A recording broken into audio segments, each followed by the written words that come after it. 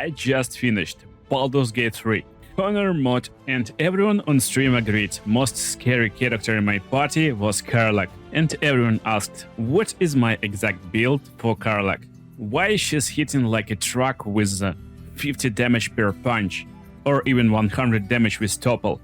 So let's go and see my Karlach build.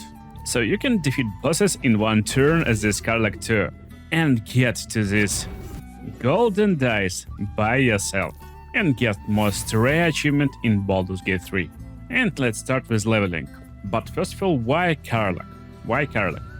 She got unique ability, Soul Coin. On your journey you'll find a lot of soul coins, and they got Infernal Fury condition. So you kinda can use it as Karlach, and she will become this fire demon or whatever. In-game description is completely wrong. So in-game description looks like this. Her weapon and unarmed attacks deals additional 1d4 damage when she is raging or when her hit points drop below 25%. But in reality she's doing additional fire damage, and it's 2d4 with each hit. With each hit of your weapon, of your fist. So that's completely crazy damage. That's why maximizing number of attacks for Karlach is really important and stuff. So instead of going for Barbarian, we build in Monk Karlach, or how I call her, Kung Fu Karlach. Okay, we're starting our journey as Monk and getting abilities. Skill proficiency is not too important, and for early game, main abilities will be Dexterity, Constitution, and Wisdom. It will increase hit chance, armor class, and hit points. But we will be using Tavern Brawler feat, so we need a lot of strength. I highly recommend to get a lot of potions that will increase your strength. That's what making Karlach really broken. You can find this but a little bit weaker elixirs at Auntie Ethel's shop. Buy as much as you can, and to refresh your shop just level up. After you level up one time, shop will be refreshed and you can buy more potions. So with this trick you can get enough potions until Act 3. And then you can get these potions from the trader in the circus. So by having potions on Karlach, we can completely dump strength and still have benefits of Tavern Brawler. More on that later. And basically in mid-game, I recommend changing your abilities to something like this. 16 Dexterity, 15 Constitution, and getting +1 from Tavern Brawler, and 16 into Wisdom. But then when you enter in Act 3, you will get Awesome Amulet. And that's where you can completely change your stats again. So final stats will look something like this. We're maining our Wisdom. Wisdom is most important for our Monk. We dump in Strength and Constitution, and you can allocate all other points however you like. And basically have really balanced character. With 16 Dexterity, 17 Wisdom, 12 Intelligence, 12 Charisma. And by the way, that's my first video in series of build for every companion for Honor mod. So make sure to subscribe if you want builds for every other companion. Now leveling, it's far more easier. You don't need to make a lot of choices, so level 2 is Monk, level 3 is Way of the Open Hand Monk subclass, which will give us Flurry of Blows, different Flurry of Blows, Topple, Push, Stagger, very useful stuff. Level 4 is Monk, where we get an additional feat, Tavern Brawler. And right now, if you're using potions, you add into your Constitution, of course. This feat is basically adding your Strength modifier to your attack and damage rolls. And now Monk level 5, really important level, big power spike. Instead of one attack, you're doing 2 attacks with 1 action, so that's really important level.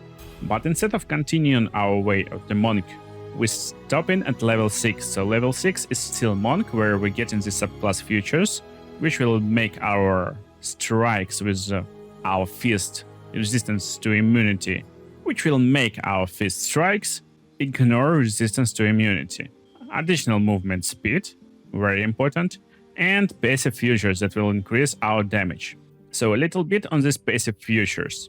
I actually like to go to my spellbook and put all of them on my hotbar. That's really useful, and you can turn them on just from the hotbar. It's really easy. And actually there's no description on how it works. But basically it's doing 1d4 plus your Wisdom modifier. That's why Wisdom is really important stat for Karlach. So now on level 6 you can right click and examine enemies and check if they got any resistances. If they're resistant to radiant damage, just switch to necrotic damage passive. That's it. So we continue our leveling. And now we're going into Rogue. We can get Sleight of Hand ability, so it will be easier to lockpick and disarm traps with Karlach. Second level of Rogue gives us cunning action dash, disengage, hide, so now we can basically use dash with bonus action without any key points, really useful stuff too. And next level we pick in subclass, it will be Thief subclass of Rogue that gives us additional bonus action, so now we can use Flurry of Blows 2 times in a turn. That's incredible power spike. And a lot of builds actually trying to get to Rogue level 4 to get additional feat, but instead of doing this, we're going back to Monk.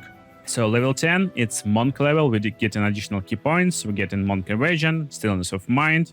Level 11, again we pick in Monk, so now we got feat from Monk, and we're going into ability improvement and getting our wisdom up to 19. This will not also affect our damage from our passives, but also increase our armor class, which is really important. And now again, there is no description for this in the game. At least I haven't found this. But if you're going for Rogue level 4 with this build, you get an additional feat. But when you pick in Monk, you get in this Key Resonation Punch. Very powerful stuff. I will show how to use it in a second. Unarmed movement. And most importantly, your fists starting to do more damage. So look at this. We are right now level 11. And now our unarmed strike doing 1d6 damage. But when we get Monk level 9 at our final level, now we're doing 1d8 with our attacks. So now let's talk about gear and how to make this Monk broken. In early game, you will get this graceful claws, very nice gear that will increase your dexterity by 2, so you will have more chance to hit, more armor class, pretty nice gear. You can have Cloak of Protections that you can buy from Last Light Inn in Act 2, but here's my favorite combination of items on this Monk. This combination will try to maximize our unarmed strike damage basically with additional dices. So first is Helmet, Horns of Berserker. You're gaining more chances to hit when enemies got less hit points than maximum, or who are already taking damage. Because we got 2 additional bonus actions, we got 2 attacks with our action, we're doing a lot of attacks, so it's easy to hit targets basically when you hit at least once, or if they're not on maximum hit points, so really nice stuff. Additionally, it will do additional 2 damage as long as you're not at full health, and you won't be at full health because if you're not dealing any damage this turn, you're taking 1d4 necrotic damage at the end of your turn. So this helmet is really nice and powerful. Next one is our late game armor. So it's increasing your armor class by 2. That's crazy, but craziest part of this gear is greater Kushiga counter. So when someone misses attack against you, you can make an armed strike against him or any other creature. And that's the trick. So it kinda uses reaction. So if your turn ended and someone attacks you, then you can use this ability to counterattack this enemy. But there's one trick how you can use it to do even more damage. I will show you just in a second. Now our cloak.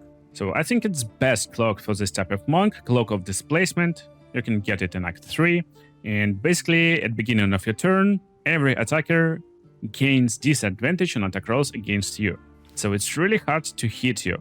So next up, gloves. There's different gloves you can equip. Something like Float Hell does gloves, so you can get it in Act 2 when you're giving Infernal Iron to Daemon. It's really nice. You get an additional fire damage. There's similar version of these gloves that you can find in Act 3 when you're beating Karlach.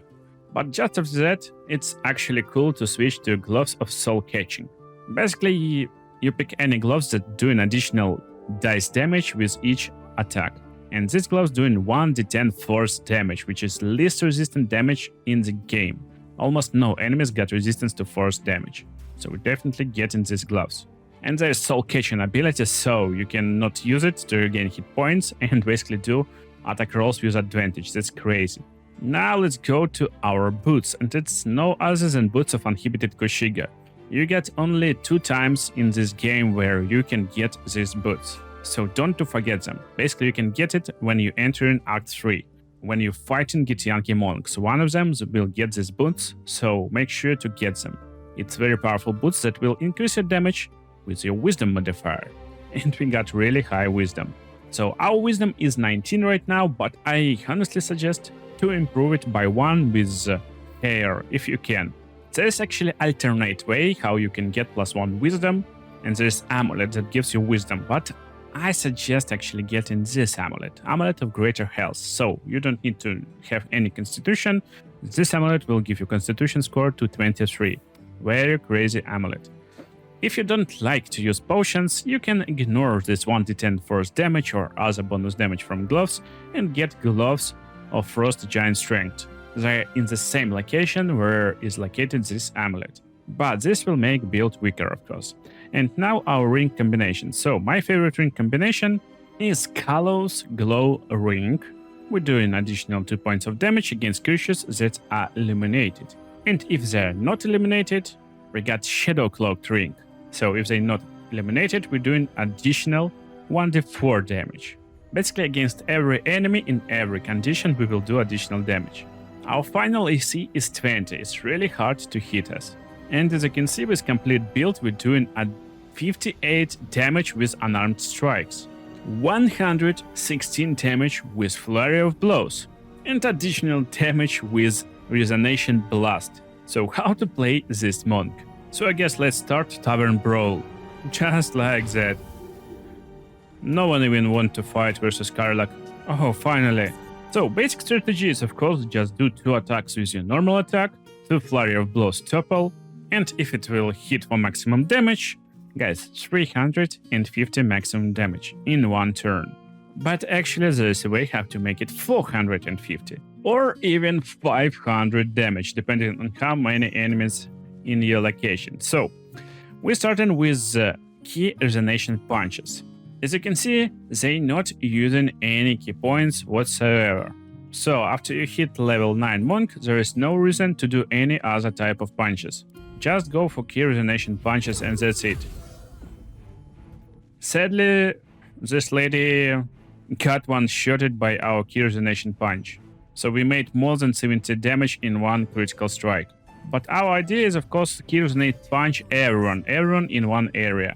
So secret way how to do even more damage, you just need to provoke opportunity attack and hope enemy misses. When enemy misses, you will get the ability to make even more attacks. Look at this, please. Yeah, he misses. So we're using Greater Kushiga counter, and now on our turn, we're doing 1 attack, but we can do 1 more resonation punch attack basically on this dude. And when everyone is down, when everyone basically resonating, you finishing your turn with key resonation blast. It will use key points, and it will basically blast everyone in an area with additional damage, with additional force damage. That's crazy. Everyone lying on the floor already, and this lady want to eat our flurry of blows topple. Crazy damage, crazy hit chance, and look, she will be one-shotted basically. This Karlach is definitely hitting like a truck. So 1d8 from our fist, plus 8 from strength, plus 8 from strength from Tavern Brawler, plus 5 from wisdom modifier, because we got these Kushiga boots. Then necrotic damage from our helmet, 2d4 from Infernal Fury, because we play in Karlach with Infernal Coin, 10 radiant damage, because this lady is illuminated. You can see this by the sun icon on her. And we're doing 1d4 radiant from our Manifestation of Soul. Then we add in plus 5 wisdom to Manifestation of Soul. And then plus 2 from our ring. But if enemy is not in lighted area, like this, lightly obscured area, we will do additional 1d4 damage to these enemies. So damage is crazy. If you make this monk hasted with other characters, this monk will be even more crazy. But again, damage is just insane. There's a lot of numbers and they are so big that everyone just lies on the floor. So late game playing Flaming Fist guards is not a problem. You basically one-shotting them all the time. That's crazy. So that's my most optimized Tavern Brawler monk build, which is hitting like a truck. Really crazy build. I hope you will enjoy it. See other cool videos on the screen right now, and see you in the next videos, guys.